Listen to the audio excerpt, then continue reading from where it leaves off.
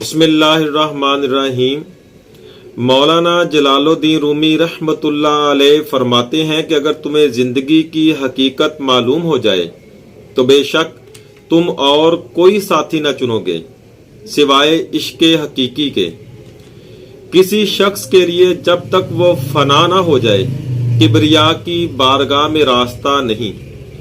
فنا کے بعد ہی بقا کا درجہ ممکن ہے اور نیستی کے بعد ہی روحانی معراج حاصل ہوتی ہے۔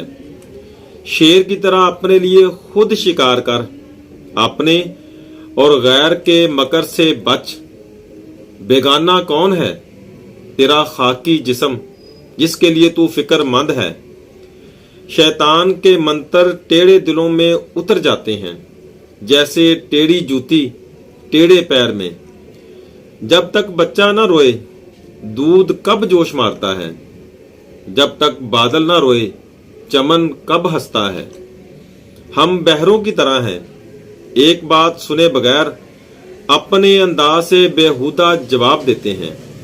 خبردار، اپنے نفس کتے کی زندگی نہ چاہ، کیونکہ وہ مدت سے تیری جان کا دشمن ہے۔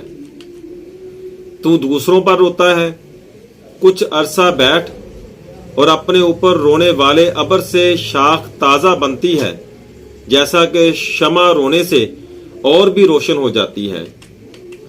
اے علاج کی جستجو کرنے والے، آنکھ کو لا مکان میں لگائے رکھ، جس طرح مقتول کی آنکھ جان کی طرف لگی رہتی ہے۔ میری نصیحت سن لے، اگر جسم مضبوط قید ہے پرانے کو چھوڑ دے، اگر نئے کی خواہش ہے ہونٹ بند کر اور سونے سے بھری مٹھی کھول دے۔